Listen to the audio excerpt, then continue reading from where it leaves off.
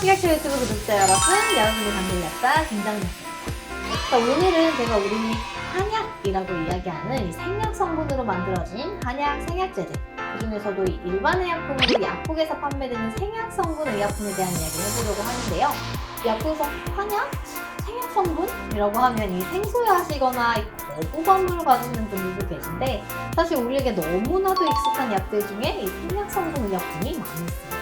네, 대표적인 것이 감기일 때 많이 찾는 갈근탕, 쌍화탕, 소청룡탕, 또 요즘에는 기침으로 이 냉문동탕, 음도산, 풍무독탕까지 찾으시는 분들이 많고요. 또 이 소화불량일 때 많이 찾는 활쟁쟁, 속쟁과 같은 드링크 소화제 또한 이 생약 성분으로 이루어져 있다는 사실. 자, 그래서 오늘은 이러한 대표적인 생약 성분 약들이 어떤 것들이 있는지, 또 주의사항은 어떻게 되는지 이야기해볼게요. 그럼 오늘의 약국이 즐거워지는 시간 시작합니다.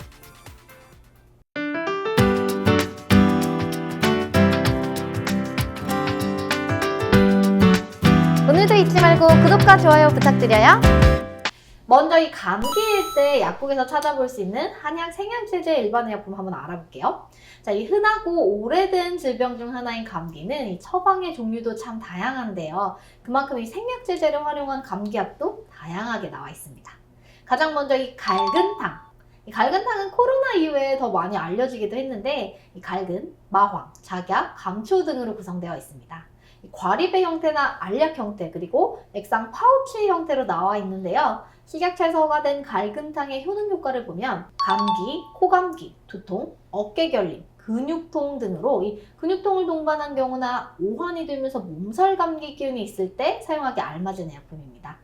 자, 이 생약성분 의약품이 부작용이 적긴 하지만 주의해야 할 점도 있는데요. 이 갈근탕에는 마황 성분이 있다고 말씀드렸죠. 그래서 이 마황 속에 에페드린 성분에 예민하신 경우에는요, 이 두근거림이나 불안, 불면증 등의 부작용이 나타날 수 있습니다. 그래서 이 평소 심장질환이 있는 분이라면 전문가와 상의가 필요합니다.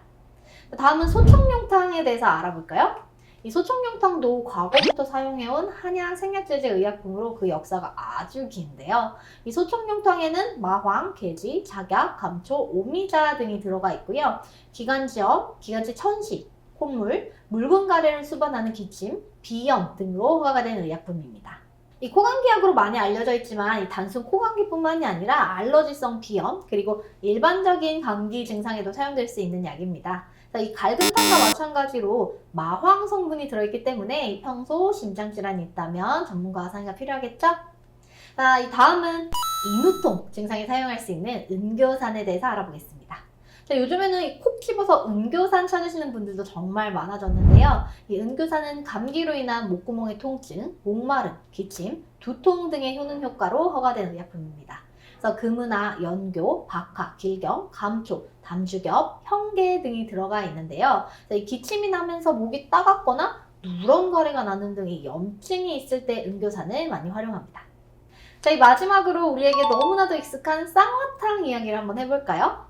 자, 이 으슬으슬 추워지면 약국에서 쌍화탕 찾으시는 분들이 많은데요. 사실 이 쌍화탕은 실제로 자양강장제로 분류가 되어 있어서 과도한 노동이나 감기와 같은 질병으로 인해서 체력이 떨어지고 몸이 허해졌을 때 이 기력을 올려주는 처방입니다. 실제로 이 허가된 효능 효과 역시 허약체질, 피로회복, 과로, 병중, 병후로 되어 있어서 이 피로회복제에 더 가깝다고 볼 수 있는데, 이 쌍화탕은 크게 두 가지가 있다는 사실 알고 계신가요? 그래서 우리가 봤을 때 이 제품명이 땡땡 쌍화로 끝나는 제품의 경우는요, 의약품이 아닌 액상차, 이 혼합 음료로 분류가 되어 있고요. 쌍화탕, 이렇게 땡땡탕으로 끝나는 제품들은 일반 의약품으로 분류가 되어 있다는 사실도 기억하시면 좋겠습니다.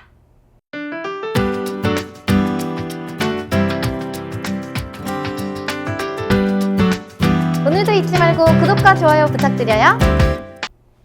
자, 이번에는 생약 성분의 소화제에 대해서 알아볼게요. 많이 알고 계시는 활땡땡 제품은요, 이 아선약, 현오색, 육계, 정향, 창출, 진피 등 이 대부분이 생약 성분으로 이루어져 있고요. 그래서 이 위산 분비를 촉진해서 소화를 돕고 복통을 완화해주는 효과가 있습니다. 이 제품 외에도 배땡땡땡, 속땡 등 이 약국에서 판매하는 마시는 형태의 소화제는 대부분이 생약 성분으로 이루어져 있는데요. 이 마시는 소화제는 아무래도 복용이 좀 간편하다 보니까 이 심리적으로 큰 부담 없이 가볍게 복용하시는 경우도 많죠. 그렇지만 주의하셔야 하는 분들도 있습니다. 바로 임산부 분들이죠. 그래서 이 마시는 드링크 중에 현오색이라는 성분을 포함하고 있는 제품들이 있는데요. 이런 현오색을 사용한 의약품은 임부 또는 임신하고 있을 가능성이 있는 여성은 복용 전에 전문가와 상의하라는 내용이 사용상의 주의사항에 있습니다. 그래서 이 임산부 분들은 현오색이 들어가 있지 않은 의약품을 드시는 게 좋겠죠? 또 어린이에게 먹일 소화제를 찾는다면요, 이 성인용 제품에 들어있는 멘톨이나 고추 팅크가 빠진 이 어린이용 소화제가 따로 있습니다. 그래서 이 만 1세 이상부터 복용이 가능하고요. 일반적으로 과식을 하였거나 찬 것을 먹고 생긴 복통, 그리고 소화불량일 때는 이 꼬마 활땡땡을, 또 여행 가서 설사나 부역 구토감이 있는 경우, 그래서 이 설사를 동반한 배탈이 났을 때는 백땡 제품을 좀 더 선호해서 사용하게 되는데, 참고로 두 제품 모두 만 3개월 미만의 영아에서는 복용이 권장되지 않기 때문에 너무 어린 아기나 혹은 이 열과 구토, 설사 등의 증상이 좀 심하다 이런 경우에는 병원을 꼭 방문하셔야 하겠습니다. 자, 오늘은 이렇게 한약세제, 이 생약 성분 의약품에 대해서 알아보았는데요. 사실 여러분이 한 번쯤 복용하셨거나 혹은 들어본 적 있는 의약품들이 많으시죠? 큰 부작용 없이 가벼운 증상에서 좀 좋은 효과를 내는 약들이 많다 보니까 과거부터 오랫동안 사랑받아온 제품들이 많은데요. 또 그렇게 익숙한 만큼 휘뚜루마뚜루 쓰이기도 했었기 때문에 좀 더 잘 알아보고 이 해당되는 증상에 맞춰서 복용하시거나 주의사항도 꼼꼼히 챙겨야 한다는 점 기억해 주시면 좋겠습니다. 자, 그럼 오늘의 약주시는 여기까지고요. 저는 다음 시간에 또 돌아오겠습니다. 안녕!